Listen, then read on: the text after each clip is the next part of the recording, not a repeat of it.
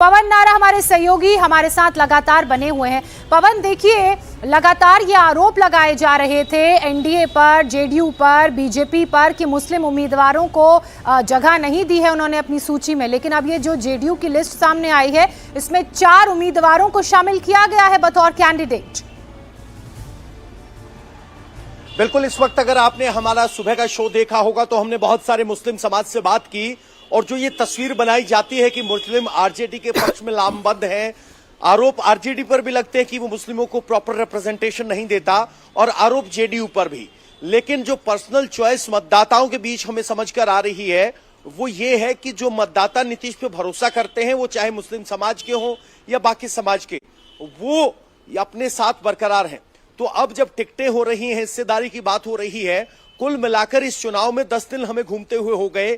निष्कर्ष ये है कि क्या नीतीश कुमार बरकरार रहेंगे या तेजस्वी आएंगे, मूल सवाल ये है। मतदाता जब बात कर रहा है तो वो बरकरारी या बदलाव की बात कर रहा है, और बहुत से लोग जो स्थानीय तौर पर बदलाव की बात कर रहे हैं वो नीतीश की बरकरारी की बात कर रहे हैं, और जो बहुत से लोग तेजस्वी की बात कर रहे हैं वो स्वीकार करते हैं कि स्थानीय स्तर पर बदलाव की बात नहीं है।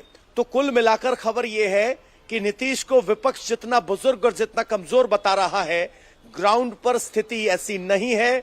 नीतीश के समर्थक या नीतीश के वोटर आज भी नीतीश के साथ खड़े हैं, और नीतीश जानते हैं अपने कार्ड्स कैसे खेलना है। तो मुस्लिम उन पर भरोसा करते हैं, तो रिप्रेजेंटेशन दिया गया है।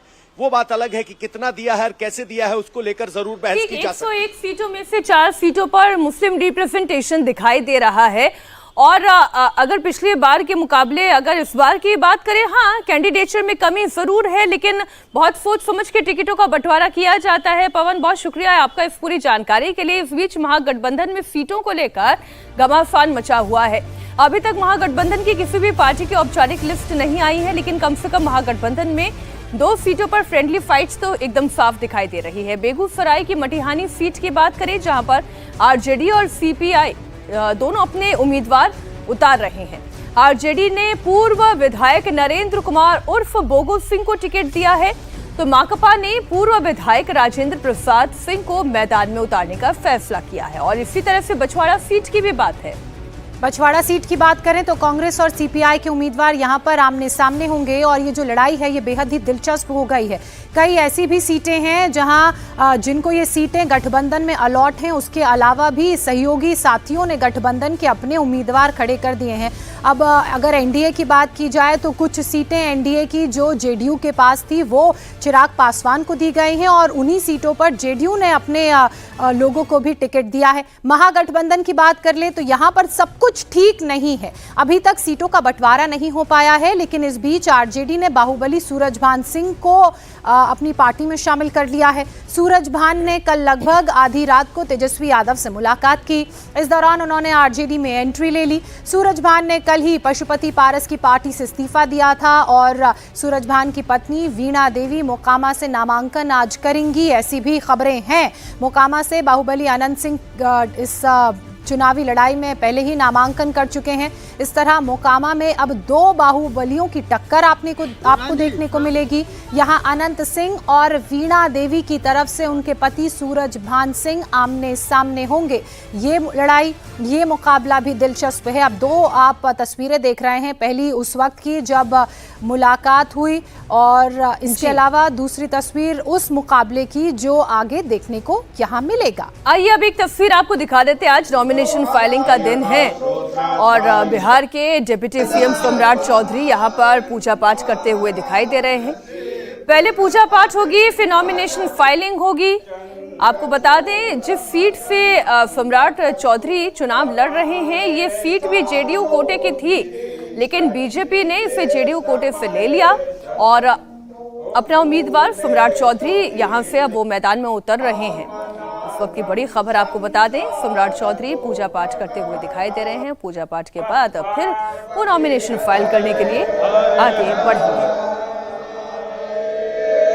तो आज कई दिग्गज अपना नामांकन दाखिल करेंगे, और उसी में से एक सम्राट चौधरी भी हैं, प्रदेश के डिप्टी सीएम हैं, और जिस सीट से वो नामांकन दाखिल कर रहे हैं, दरअसल पहले ये सीट जेडीयू के पास थी, लेकिन चूंकि अब यहाँ से जो चुनाव है वो सम्राट चौधरी लड़ रहे हैं और इसीलिए उनका नामांकन आज इस सीट से दाखिल होगा। कई बड़े जो लोग हैं, पॉलिटिकल इन्फ्लुएंशियल लीडर्स हैं, वो भी इस नामांकन में सम्राट चौधरी के साथ मौजूद रहेंगे। इसके अलावा सुरसंड से नागेंद्र राउत को चूंकि टिकट मिला है तो वो भी अपना नामांकन दाखिल करेंगे। सुनिए सम्राट चौधरी। आम जनता का आशीर्वाद चाहिए, सबके शुरुआत आज प्रभु से किया है।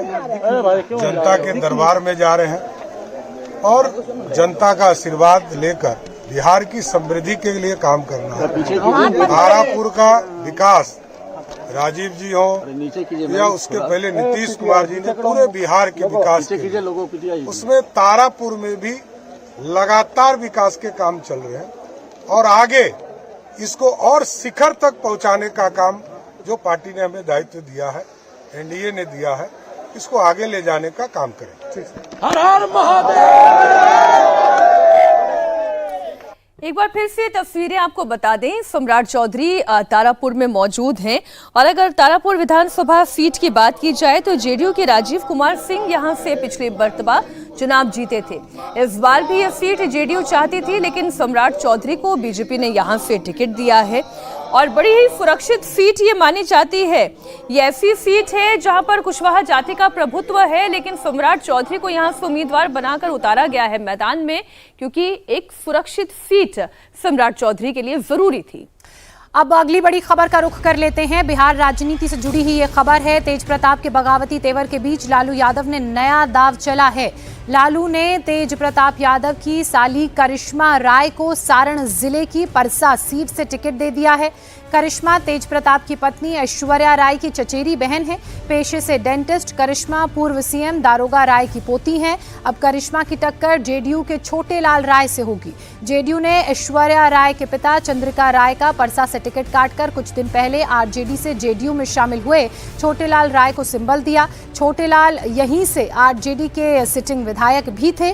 पिछले चुनाव में उन्होंने चंद्रिका राय को 17,000 वोटों से हराया था। करिश्मा चंद्रिका राय की भतीजी हैं और अब इस सीट से वो आरजेडी के सिंबल पर चुनाव लड़ेंगी। तो किस तरह से ये सब कुछ समीकरण बदल रहे हैं, नई नई तस्वीरें सामने आ रही है, वो आप देख रहे हैं। ये वो सीट है जहां पर परिवार के ही एक सदस्य को टिकट दिया गया है और ये बड़ा दाव लालू यादव ने चला है। अब पहले चरण के नॉमिनेशन में केवल 2 दिन का वक्त बाकी है, लेकिन महागठबंधन में सीटों का बंटवारा नहीं हुआ है। कल देर रात बिहार कांग्रेस के नेता तेजस्वी यादव से मिले थे और इसके बाद कहा जा रहा है कि आज महागठबंधन में सीट शेयरिंग का ऐलान हो सकता है। और इससे पहले ही आरजेडी और कांग्रेस सभी नेताओं ने अपने अपने उम्मीदवारों को सिंबल बांटना शुरू कर दिया है। आरजेडी की बात करें तो 45 सिंबल बांट दिए गए हैं। कांग्रेस ने भी अपने उम्मीदवारों को सिंबल दे दिया है। तो किन किन उम्मीदवारों को कांग्रेस ने सिंबल बांटे हैं उसकी लिस्ट इस वक्त आपकी टेलीविजन स्क्रीन पर है।